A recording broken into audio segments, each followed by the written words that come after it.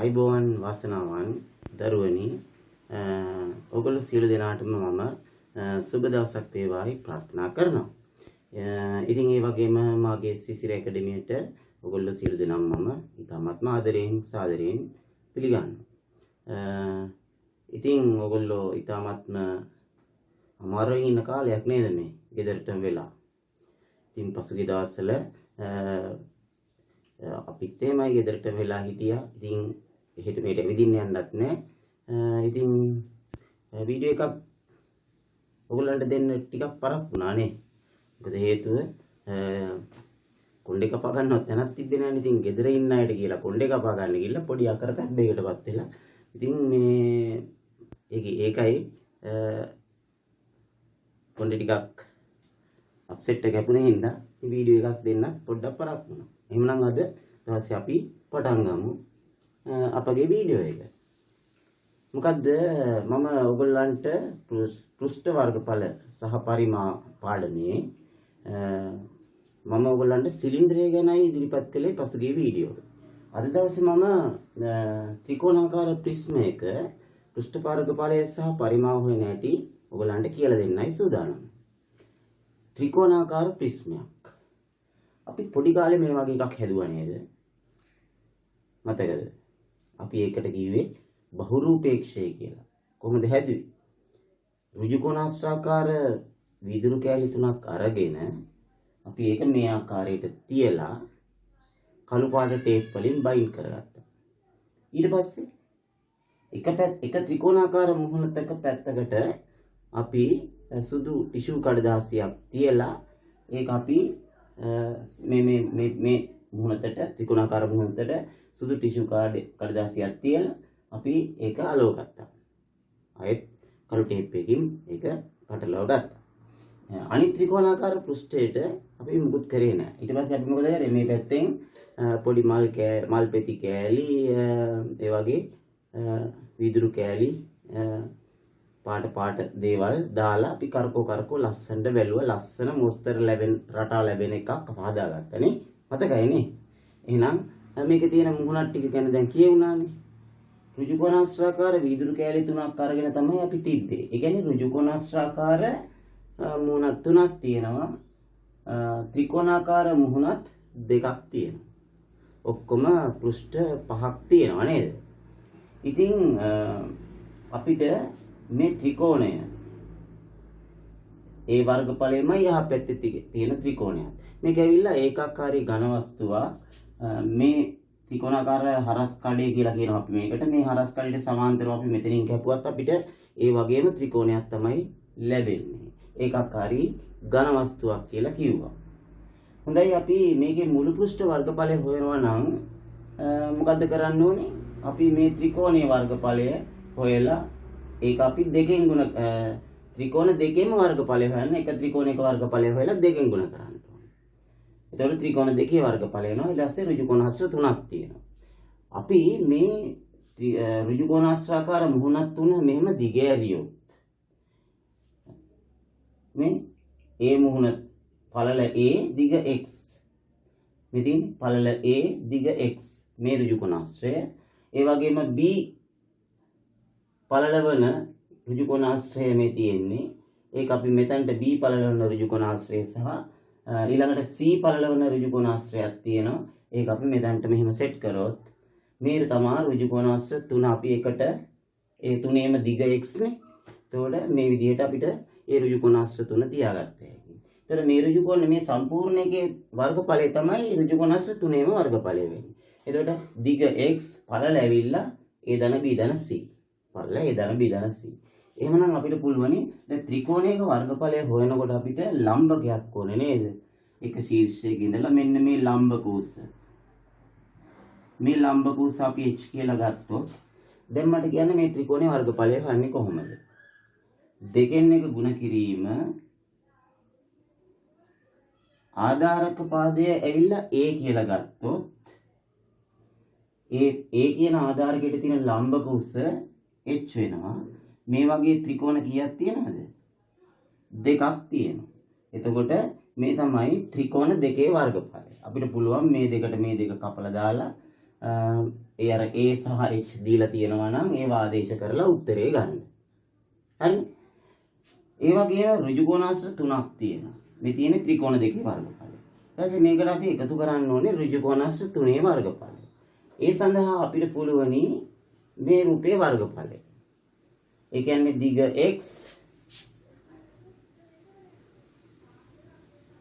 x ගුණ කරන්න ඕනේ පළල a ධන b ධන c. a ධන b ධන c. ඇත්තටම බලන්න දැන් a ධන b ධන c කියන්නේ මොකද්ද? a ධන b ධන c කියන්නේ මේකේ පරිමිතිය නේද? ඒ කියන්නේ මේකේ පරිමිතිය හොයලා දිගෙන් වැඩි කරොත් පරිමිතිය හොයලා මේ එක දිගෙන් වැඩි x වලින් වැඩි කරොත් අපිට ලැබෙන්නේ ඍජු කෝණාශ්‍ර තුනේම වර්ගඵලය. මේක හොඳට මතක තියාගන්න. හරි? දැන් මේක තමයි මූල ධර්මය. දැන් මේකෙන් තමයි අපි ගණන් හදන්නේ. හරිනේ? එතකොට ඍජු කෝණාශ්‍ර තුනේ වර්ගඵලය හොයනවා නම් මෙන්න මේ ත්‍රිකෝණේ පරිමිතිය දිගින් වැඩි කරාම මෙන්න මේක මතක තියෙන්න ඕනේ. මේ මම කියලා දුන්න මේ ඍජු කෝණාශ්‍ර තුන මේ විදිහට තියලා මේක මතක් වෙන්න ඕනේ ටක් ගන්න. එතකොට ත්‍රිකෝණයක වර්ගඵලය හොයන සූත්‍රයක් දන්නවනම් දෙකෙන් එක ගුණ කිරීම, ආධාරකයේ ගුණ කිරීම, ලම්බ කුස, ඒ වගේ ත්‍රිකෝණ දෙකක් තියෙන හින්දා දෙකෙන් ගුණ කරලා අපිට ඒක ඇල්ලට උත්තරේ වෙනම ගන්නත් පුළුවන්. එතකොට මේකේ පරිමාව හොයන්නේ කොහොමද? මේ ප්‍රිස්මේ පරිමාව හොයන්නේ මේ ප්‍රිස්මේ ඇවිල්ලා ඒකාකාරී ඝන වස්තුව. ඕනෑම ඒකාකාරී ඝන වස්තුවක පරිමාව මම සූත්‍රයක් දුන්නානේ ගිය වීඩියෝවෙන්. මොකද්ද? ඕනෑම ඒකාකාරී ඝන වස්තුවක පරිමාව මේක විතරක් නෙමෙයි ඕනෑම සිලින්ඩර් එකත් එහෙම. හරස්කඩ වර්ගඵලය හොයලා දිගෙන් ගුණ කරා නම් හරි. ඒ කියන්නේ මේ ත්‍රිකෝණේ වර්ගඵලය හොයලා දිගෙන් ගුණ කරා නම් හරි. එහෙනම් හරස්කඩ වර්ගඵලය මොකද්ද? මෙතනත් අපි ගත්තා නේද? දෙකෙන් එක ගුණ කිරීම ආධාරක පාදයේ A ලම්බක උස H. හරස්කඩ වර්ගඵලය මේ තියෙන්නේ මේක අපි ගුණ කරන්න ඕනේ දිගෙන්. දිග මොකද්ද? x. right. එහෙමනම් අපිට දැන් පුළුවන් මේ ප්‍රිස්මයට සම්බන්ධව මුළු පෘෂ්ඨ වර්ගඵලය හොයන්න පුළුවන්. හරස්කඩ වර්ගඵලය හැවුවොත් මේ ත්‍රිකෝණයේ විතරක් වර්ගඵලය හොයන්නත් පුළුවන්. මුළු පෘෂ්ඨ වර්ගඵලය ඇහුවොත් ත්‍රිකෝණ දෙකේ වර්ගඵලයයි ඍජු කෝණාශ්‍ර තුනේ වර්ගඵලය එකතු කරලා උත්තරේ දෙන්නත් පුළුවන්. පරිමාව ඇහුවොත් හරස්කඩ වර්ගඵලය දැන් අතන හොයලා තියෙනවානේ දැන් මුල් කොටසෙන්. ඒ වර්ගඵලය කෙලින්ම අරගෙන ඒක දිගෙන් ගුණ කරලා අපිට ගන්න පුළුවන්. දැන් අපි ගැටලු ටිකක් හදලා බලමු.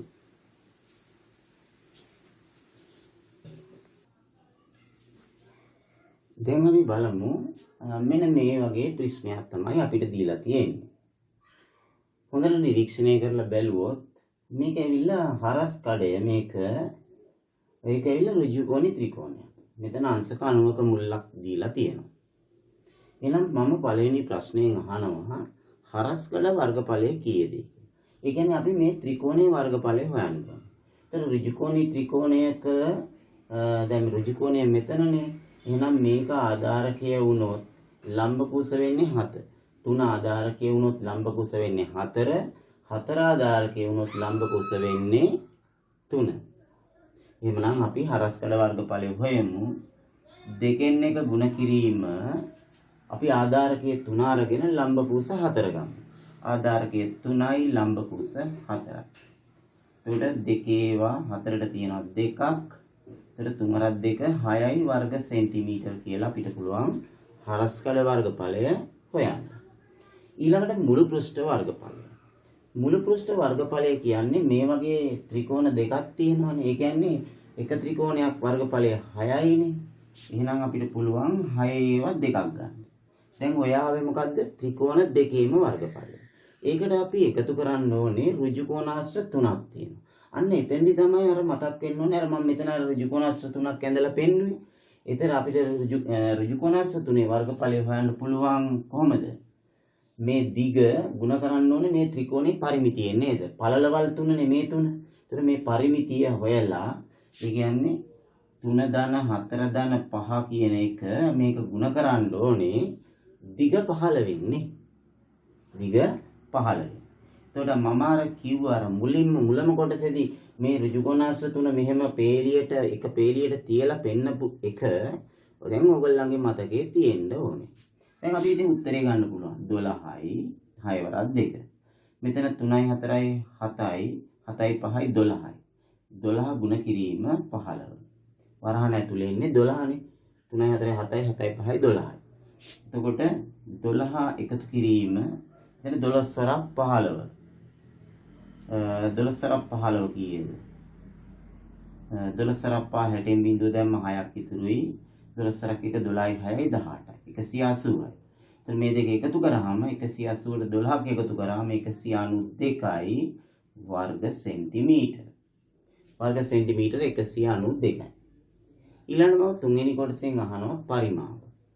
පරිමාව හොයන්නේ කොහොමද? හරස්කඩ වර්ගඵලය හොයලා තියෙනව නේද? එහෙනම් මෙතන හරස්කඩ වර්ගඵලය ගුණ කිරීම දිගනේ.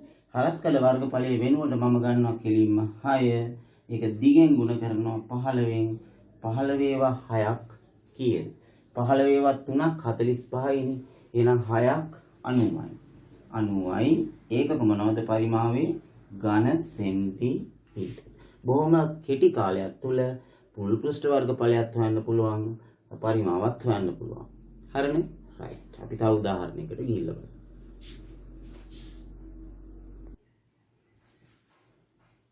දැන් අපි බලමු මේ ප්‍රිස්මය දිහා. මේ ප්‍රිස්මයේ සමද්විපාද ත්‍රිකෝණයක් තියෙනවා. මේ පාද දෙක සමානයි කියලා. එතකොට එක පාදයක් x ගානේ තියෙන්නේ, මෙතනත් x මෙතනත් x. මේක මේ පාදේ 12යි, ලම්බ කුස 8යි, මේ ප්‍රිස්මේ දිග 20යි. නිරීක්ෂණය කරා හොඳට. පළවෙනි ප්‍රශ්නයෙන් අහනවා x වල අගය. එතකොට x වල අගය හොයන්නේ කොහොමද? අනිවාර්යෙන් මුළු පෘෂ්ඨ වර්ගඵලයේ පරිමාව හොයනවා නම් මේ x ඒවා හොයාගෙන ඉන්න ඉපේ. පළවෙනි ප්‍රශ්نين ඒගොල්ලෝ ඇහුවත් නැතත් අපි හොයන්න ඕනේ x කීයද කියලා. ඒතර අපි බලන්න මෙතන තියෙනවා ඕගොල්ලන්ට මේ ලම්බකයක් 8යි කියලා ලම්බකයක් ඇඳලා තියෙනවානේ. මෙතන ඍජු කෝණී ත්‍රිකෝණයක් තියෙනවා. එතකොට මේ පාදේ දිග දන්නවද? කීයද? මේක සම ද්විපාද හින්දා හරියටම 12 දෙකට බෙදෙනවා. මේ පාදයේ වෙනවා 6ක්. සෙන්ටිමීටර් 6යි. හරි? එතකොට අපිට පුළුවනි x හොයන්න අපිට මේ ත්‍රිකෝණය සඳහා මොකක්ද දාන්නේ? මතකද පයිතගරස් සම්බන්ධය. පයිතගරස් සම්බන්ධය දාලා පුළුවන් අපිට x හොයන්න. එතකොට ඍජු කෝණී ත්‍රිකෝණයේ මේ කෝණය 90යිනේ. එතකොට මේක කර්ණය වෙනවා. කර්ණයේ වර්ගයේ සමාන වෙනවා මේ අනිත් පාද දෙකේ වර්ගවල එකතුවට. ඒ කියන්නේ x වර්ගයේ සමාන වෙනවා 8 වර්ගයේ ධන 6 වර්ගයට. 8 වර්ගයේ 64යි 6 වර්ගයේ 36යි. එතකොට අපිට ලැබෙනවා 34 36යි 64යි එකතු කරාම 100ක්. ඒ කියන්නේ x වර්ගයට 100ක් එනවා නම් x කියන්නේ 100 වර්ගමූලය. 100 වර්ගමූලයට උත්තරේ කීයද? සෙන්ටිමීටර් 10යි. ඒ කියන්නේ අපි දැන් හොයාගත්තා මේ පාදයක් 10යි කියලා හොයාගත්තා, මේකත් 10යි කියලා හොයාගත්තා. හරිනේ? රයිට්. දැන් අපේ දෙවෙනි ප්‍රශ්නය හරස්කඩ වර්ගඵලය. ඒතර මේ හරස්කඩේ මේකනේ. මේකේ වර්ගඵලය හොයන්න 10 නම් ඕනේ නෑ නේද? හේතුව ලම්බකය ඇඳලා තියෙන්නේ 12 කියන ආධාරකය. එහෙනම් මේ ආධාරකය මේක ලම්බ කුස අරගෙන ආධාරකයේ 12යි ලම්බ කුස 8යි. එතකොට දෙකෙන් එක ගුණ කිරීම ආධාරක පාදයේ ඇවිල්ලා 12යි ලම්බ කුස 8යි. ආධාරකයේ 12යි ලම්බ කුස 8යි. මෙතනින් අපිට ලැබෙනවා උත්තරය 6 වරක් 8 48ක් වර්ග සෙන්ටිමීටර. වර්ග සෙන්ටිමීටර 48ක් ලැබෙනවා. හොඳේ? තේරුණාද? වර්ග සෙන්ටිමීටර 48ක් ලැබෙනවා. ඊළඟට මුළු පෘෂ්ඨ වර්ගඵලය හොයන්න අපිට මොනවද කරන්න ඕනේ? ත්‍රිකෝණාකාර පෘෂ්ඨ දෙකක් තියෙනවා. ඒතර මේ හරස්කඩ වර්ගඵලය කියන්නේ එක ත්‍රිකෝණයක වර්ගඵලය නේද? ඒ කියන්නේ 48 ඒවා දෙකක් තියෙනවා. ත්‍රිකෝණ දෙකක් තියෙනවා. එක ත්‍රිකෝණයක වර්ගඵලය තමයි හරස්කඩ වර්ගඵලයට හේතුවේ. ඒ වගේම දෙකකුයි ඊළඟට ඍජු කෝණාශ්‍ර තුනක් තියෙනවානේ. ඍජු කෝණාශ්‍ර තුනේ වර්ගඵලය හොයන්න මම කියලා දුන්නා. මේ ත්‍රිකෝණයේ පරිමිතිය දිගින් ගුණ කරන්න ඕනේ කියලා. මේ ඍජු කෝණාශ්‍ර තුන එක පේලියක තිබ්බහම එතකොට මොකද වෙන්නේ? මේක 10යි 10යි 10යි 12යි එකතු කරලා 10යි 10යි 12යි එකතු කරලා දිග 20ෙන් ගුණ කරනවා. හරිනේ? දිග 20ෙන් ගුණ කරනවා. දැන් සුළු කරලා බලමු. 48 වද එකක් 96යි ඊළඟට 10 10 20යි 20යි 12යි 32යි 32 ඒවා 20ක් 32 ඒවා 20ක් කීයද 32 ඒවා දෙකක් 64යි ඒ කියන්නේ 640 දැන් 640ට 96 එකතු කරමු 6යි 0.6යි 9යි 4යි 13න් 3 දැන් එකක් ඉතුරුයි ඊළඟට 6 1යි 7යි वर्ग सेंटीमीटर 736යි මුළු පෘෂ්ඨ වර්ගඵලය උනේ. ත්‍රිකෝණ දෙකේ වර්ගඵලය 96යි ඍජු කොණ අස්ස තුනේ වර්ගඵලය 640යි. ඊළඟට පරිමාව හොයන්න මොකද කරන්න ඕන? පරිමාව හොයන්න හරස්කඩ වර්ගඵලය හොයලා තියෙනවනේ. මෙන්න මේ හරස්කඩ වර්ගඵලය 48ක් ආවේ. මේ හරස්කඩ වර්ගඵලය දිගෙන් ගුණ කරන්න. ඒ කියන්නේ 20ෙන් ගුණ කරාම පරිමාව ලැබෙනවා. 48 දෙකක් 96යි. ඒ කියන්නේ 960යි ඝන සෙන්ටිමීටර්. 960යි ඝන සෙන්ටිමීටර්. එතන මෙන්න මේ ඍජු කොණ අස්ස තුනේ වර්ගඵලය හොයපු හැටි අර මතකනේ මෙහෙම තිබ්බහම ඍජු කොණ අස්ස 3 දිග වෙන්නේ 20 ගන්නවා දිගට මේ ත්‍රිකෝණේ පරිමිතිය කියන්නේ 10යි 10යි 12යි 10යි 10යි 12යි නේ එන්නේ පල්ලට. ඒකයි අර ඒ 10 10 12 එකතු කරලා 20ෙන් ගුණ කරේ ඒකයි. හොඳේ? රයිට්. අපි බලමු තව ගන්න.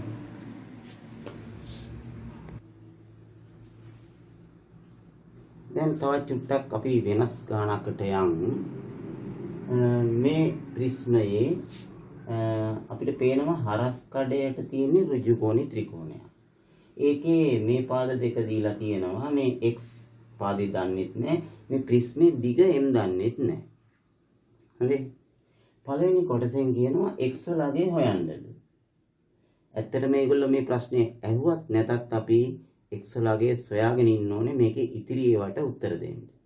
මම මේ කොටස දුන්නා x හොයන්න කියලා. එහෙනම් අපිට අර ඉස්සෙල්ලා වගේම පයිතගරස් සම්බන්ධය දාලා පුළුවන් x වලගේ හොයන්න. කර්ණය හඳුනා ගන්න ඔක්කොටම ඉස්සෙල්ලා පයිතගරස් සම්බන්ධය දානවා නම් කර්ණය 25යි. ඒ කියන්නේ මේ පාද දෙකේ වර්ග දෙක එකතු කරාම සමාන වෙන්නේ 25 වර්ගයට. x වර්ගය ධන 15 වර්ගය එකතු කළාම සමාන වෙන්නේ 25 වර්ගයට. ඒක තමයි පයිතගරස් සම්බන්ධයෙන් කියන්නේ. නේ? x වර්ගය ධන 15 වර්ගය කියන්නේ 225යි. සමානයි 25 වර්ගය කියන්නේ 25 සරක් 25 625යි. ඊළඟට එනවා x වර්ගය සමානයි කියලා 625න් අඩු කරන්න ඕනේ 225. ධන 225 සමාන ලකුණෙන් අනිත් පැත්තට රිණ කියලා. ඒ කියන්නේ මම ඉදමදින්ද මෙතනට ගන්නම් අපිට එනවා x වර්ගය සමානයි කියලා 625න් 225ක් අඩු කරාම එනවා 400. x වර්ගය කියන්නේ 400 නම් x සමාන වෙන්නේ කීයටද? 400 වර්ගමූලය. 400 වර්ගමූලය කීයද? 20 වරක් 30 400යි නේද? එහෙනම් x කියන්නේ 20යි සෙන්ටිමීටර්. සෙන්ටිමීටර් 20යි. ඔන්න අපි x වලගේ හෙව්වා. දැන් පද තුනම දන්නවනේ. 15 25 මේක ඇවිල්ලා x කියන්නේ 20යි. හරිනේ? මේක 20යි. x කියන්නේ 20ක් කියලා අපි හොයාගත්තා.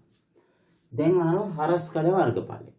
හරස්කඩ වර්ගඵලය හොයන්න නම් අපි අනිවාර්යෙන් x හොයාගෙන ඉන්න එපේ. මොකද ඍජු කෝණී ත්‍රිකෝණයේ මෙතන ආධාරකයේ 20 ගත්තොත් ලම්බ කුස 15යි. ඒ කියන්නේ දෙකෙන් එක ගුණ කිරීම ආධාරකයට අපි x වලගේ 20 ගමු. ඒකේ ලම්බ කුස හැටියට 15 ගමු. තේරුණාද? හරස්කඩ වර්ගඵලය එතකොට අපිට මෙතනින් හොයාගන්න පුළුවන්. දෙකේවා 10ක් තියෙනවා 150යි වර්ග සෙන්ටිමීටර්. මෙන්න හරස්කඩ වර්ගඵලය. මේක ඕන වෙන්නේ පරිමාව හොයනකොට. නේද? හරස්කඩ වර්ගඵලය ඕන වෙන්නේ පරිමාව හොයනකොට. ඊළඟට අපිට කියනවා මෙහෙම මේ ප්‍රිස්මයේ මුළු පෘෂ්ඨ වර්ගඵලය 2100යිලු. මුළු පෘෂ්ඨ වර්ගඵලය සමානයිලු 2100ට. එතන මුළු පෘෂ්ඨ වර්ගඵලය සමානයි 2100 නම් m හොයන්න කියලායි කියන්නේ. හරි අපි සමීකරණයක් ලියාගමුකෝ මුළු පෘෂ්ඨ වර්ගඵලය 2100ට මොනවා එකතු වුණාමද 2100ට එහෙනම් සමාන වෙන්න ඕනේ. ත්‍රිකෝණ දෙකක් තියෙනවා. ඒ කියන්නේ 150 ඒවා දෙකකුයි තව මොකක්ද එකතු වෙන්න ඕනේ? ඍජු කෝණාශ්‍ර තුනේ වර්ගඵලය. ඒතර ඍජු කෝණාශ්‍ර තුනේ වර්ගඵලය හොයන්න නම් මම කියලා දුන්නා මොකද්ද? ත්‍රිකෝණේ පරිමිතිය නේද? ඍජු කෝණාශ්‍ර තුනේ පළලවල් තුනනේ මේ තියෙන්නේ. ඒ කියන්නේ 15 දාන 25 දාන 20.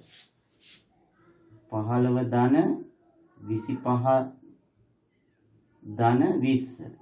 මේක අපි ගුණ කරන්න ඕනේ දිග m වලින්.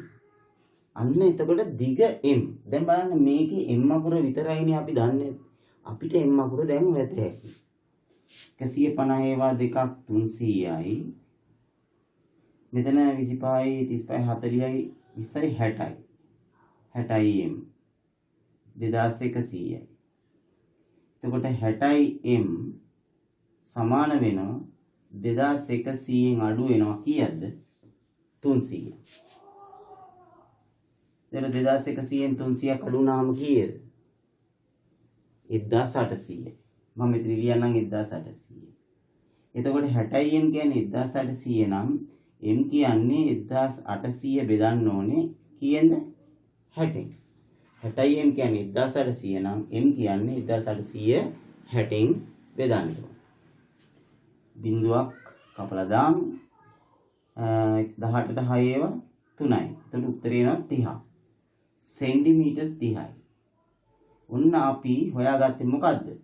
මම මෙතන කෙටියෙන් දුන්නේ m හොයන්න කියලා. ඉතින් එතන දීලා තිබ්බේ ප්‍රශ්නේ දීලා තිබ්බේ ප්‍රිස්මේ දිග සොයන්න කියලා. මේ ප්‍රිස්මේ දිග තමයි m කියන්නේ. මේ අපි හොයුවේ 30යි කියලා ප්‍රිස්මේ දිග. දැන් පරිමා. පරිමා හොයන්න මොකද කරන්න ඕනේ? හරස්කඩ වර්ගඵලය ගුණ කිරීම දිග.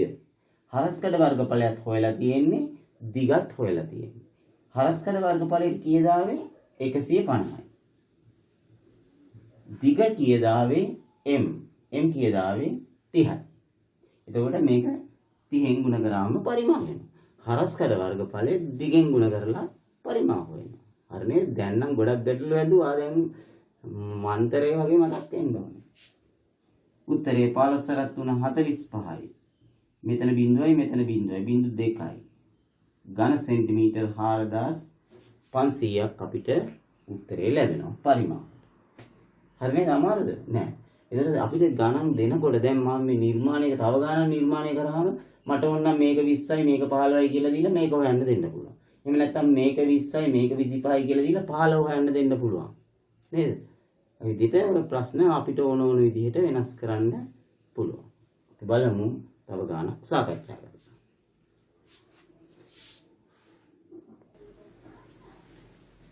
දැන් බලන්න මේක තවත් චුට්ටක් වෙනස් ගානක්.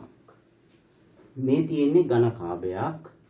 අතන තියෙනවා චූටි ප්‍රිස්මයක්, ත්‍රිකෝණාකාර ප්‍රිස්මයක් ඇඳලා. මේ ඝන කාභයේ දිග සෙන්ටිමීටර් 30යි, පළල සෙන්ටිමීටර් 20යි, සෙන්ටිමීටර් 8ක් උසට ජලය දාලා තියෙනවා. සෙන්ටිමීටර් 8ක් උසට ජලය දාලා තියෙනවා. දැන් මොකද කරන්නේ? මේ හරස්කඩ වර්ගඵලය 60ක් වර්ග සෙන්ටිමීටර් වන දිග m වන මෙන්න මේ ප්‍රිස්මය මේක ඇතුළට හිමින් සැරේ බස්සනවා. මේ වතුරේ ගිල්ලවනවා. හරිද? සම්පූර්ණයෙන්ම වතුරේ ගිල්ලවනවා. මෙම සෙන්ටිමීටර් 8ක් උසට ජලය පුරව ඇති ඝන කාභයට මෙම ප්‍රිස්මයේ බහාලු විට ඇතුළට දානවා ගිල්ලවනවා. සෙන්ටිමීටර් 2කින් ජල මට්ටම ඉහළ ගියාලු. ඒතර සෙන්ටිමීටර් 2කින් ජල මට්ටම ඉහළ ගියාලු. ඒ කියන්නේ දැන් මෙච්චරයිනේ දැන් තියෙන ජල මට්ටම. ඊළඟට මේක අපි මේ ජල මට්ටම පොඩ්ඩක් ඉහළ යනවලු. මේ ප්‍රිස්මේ දැන් මේක ඇතුළට දැම්මට පස්සේ අපි ඒකත් පොඩ්ඩක් මෙහෙම ඇඳලා බැලුවොත් එහෙම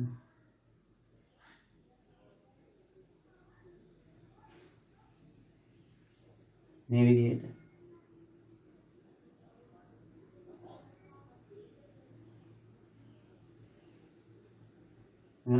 දැන් ජල මට්ටම පොඩ්ඩක් ඉහළ ගිහින් මේ ඉහළ ගියේ සෙන්ටිමීටර් 2ක් කියලායි කියන්නේ.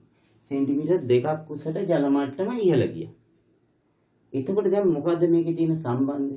මේ ප්‍රිස්මය මේක ගිල්ලෙව්වහම සෙන්ටිමීටර් 2ක් උසට ජල කඳ ඉහළ ගියා. තේරුණා මොකක්ද? එහෙනම් මේ ප්‍රිස්මයේ පරිමාව සමාන වෙන්න ඕනේ අර ඉහළ ගිය ජල කඳේ පරිමාවට. ඉහළ ගිය ජල කඳේ පරිමාවට.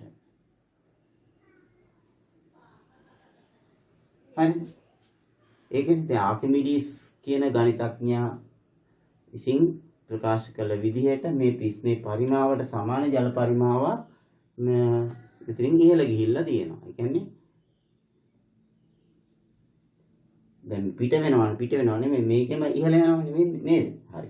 එහෙනම් ප්‍රිස්මේ පරිමාව හොයන්නේ කොහොමද? මේ ප්‍රිස්මේ පරිමාව හොයන්නේ නම් කෙලින්ම හරස් කඩ වර්ගඵලය 60යි දිගයෙන් වලින් ගුණ කරනවා. 60 ගුණ කිරීම m. හරිද?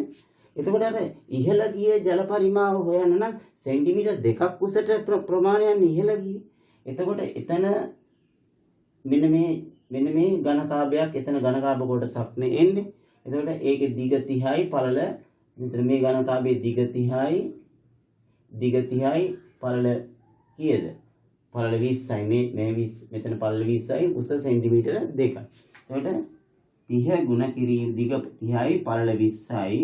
එතකොට ඒකේ ජල කඳේ උස සෙන්ටිමීටර 2යි. ඒතර ඕක තමයි ජල කඳේ ඉහළ ගිය ජල කඳේ පරිමාව. මුළු පරිමාව නෙමෙයි ජල. හරි. එතකොට දැන් අපි සුළු කරමු. එහෙනම් m මුක්ත කරන්න නම් මෙන්න මේක බෙදන්න ඕනේ 60න්. නේද? එතකොට අපි මේක ගුණ කරගන්න නැතුව ඒකට කාලය අපි ඉතුරු කරගෙන ඔහොමම ලියාගත්තොත් හරිද? 30 ඒවා 60ට තියෙනවා දෙකක්. මේ දෙකත් එක්ක කැපිලා යනවා. ඒක බලන්න. අර ටික ගුණ කරගන්න මහන්සිුනේ නැතුව අපිට උත්තරේ 20යි කියලා එනවා. m සමානයි 20යි සෙන්ටිමීටර. කීයද m වල උත්තරේ? ඒ කියන්නේ අර ප්‍රිස්මේ දිග සෙන්ටිමීටර 20යි. හරි? ඒකද එතනදී අර ඉහළ ගිය ජල කඳේ පරිමාව ප්‍රිස්මේ පරිමාවට සමාන කිරීමක් තමයි කරේ. රයිට්.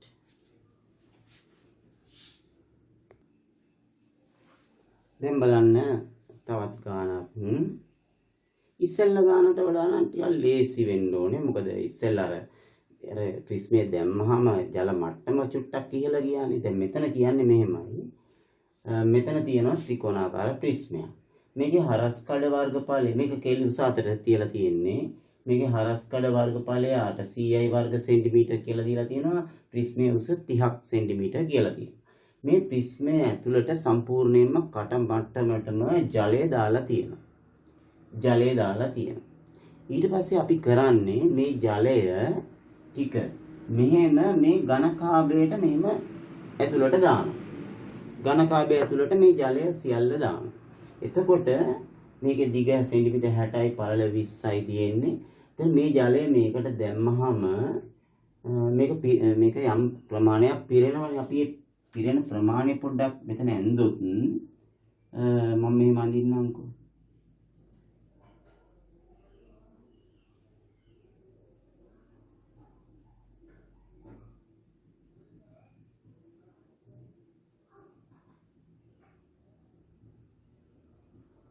එන්න මෙච්චරක් උසට දැන් ජලය පිරෙනවා. දැන් මේකේ ජලය මේකට දානවා. මේකට දාලා තියෙන්නේ ජලය. කොහොමද දාලා තියෙන්නේ මේ තියෙන්නේ ජලය. හරිද? දැන් මේ ජලය පිරලා තියෙන්නේ මේකට. හරිද? සෙන්ටිමීටර මෙන්න මේ කොච්චරක් උසට පිරෙනවද කියලා තමයි අහන්නේ. මේ ප්‍රිස්මේදී ජලය මෙම ඝනකාභයට දැමුව විට කොපමණ උසකට ජලය පිරේද? ඉතින් අපි දැන් හොයන්න ඕනේ මෙන්න මේ උස පිරෙන උස. එහෙනම් මොකද්ද තියෙන සම්බන්ධය? ඝනකාභයේ තියෙන ජල පරිමාව සමාන වෙන්න ඕනේ මොන පරිමාවටද? අර ත්‍රිකෝණ ප්‍රිස්මයේ තියෙන ජල පරිමාවට නේ. ත්‍රිකෝණ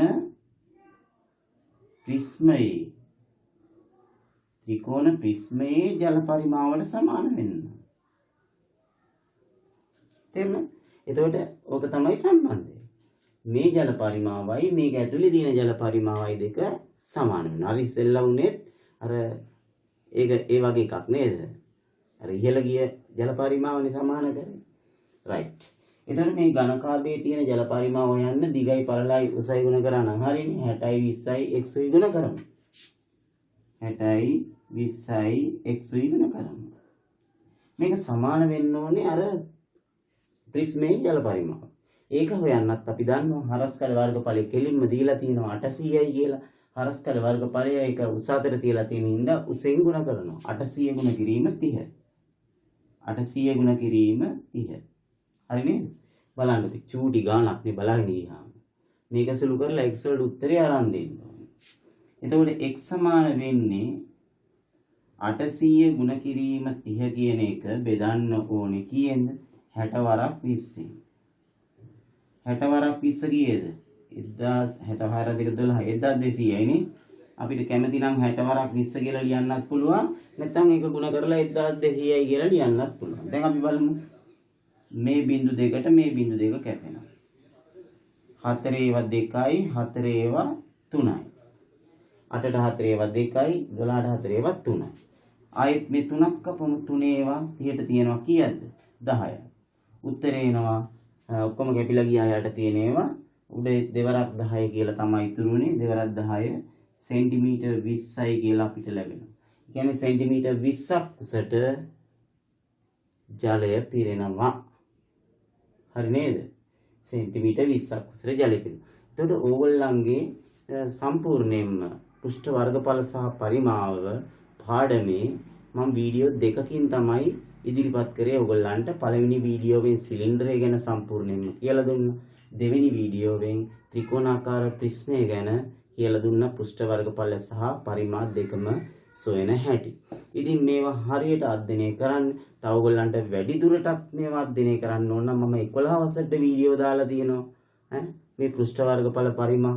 එතකොට 11 වසරේදී මීට වඩා තව ඝන වස්තුන් ඔයගොල්ලන්ට එනවා. දැන් මම ඒවත් ඕනනම් ඉගෙනගෙන තියන්න පුළුවන්. මේකේ මූලික කොටස තියෙන්නේ 9 වසරේ. ඒතර 9 වසරේ මේ පාඩමට සම්බන්ධ ඒවා බලන්න පුළුවන්. ඔයගොල්ලන්ගේ දැනුම ඔයගොල්ලෝ වැඩි කරගන්න මගේ වීඩියෝ සිසිර ඇකඩමියෙන් ඔයගොල්ලන්ට පුළුවන්. සිසිර ඇකඩමි YouTube education channel එකෙන් ඔයගොල්ලන්ට පුළුවන්. ඒක කරන්නේ සමහර ළමයි ඔක්කොම මගේ එක විදිහට වීඩියෝ ටික බල ඒ කියන්නේ හැම වසරෙම කලවෙමේ තියෙන්නේ නැතු. ඔයගොල්ලන්ට පුළුවන් උඩ ප්ලේලිස්ට් එකට ගිහිල්ලා ප්ලේලිස්ට් එකෙන් ඒකේ බුහාම 7 වසර 8 වසර 9 grade 7 grade 8 grade 9 grade 10 grade 11 කියලා වෙන වෙනම වීඩියෝස් ඔයගොල්ලන්ට එතනින් තෝරගන්න පුළුවන්. හරිනේ. ගොඩක් දෙනෙක් දන්නේ නැහැ. ඉතින් හැමතිස්සෙම ඉන්න හැරිලා ඉන්න කියලා කියන්නේ මම කොයි එලේ වීඩියෝ දානවද දන්නේ නැහැනේ. ඉතින් වෙලා තියෙන හැටියට මම දාන්න ඒවා බලන්න හොඳ දැනුමක් ලබා ගන්න. එහෙමනම් අද දවසේ මම පාඩම අවසන් කරනවා.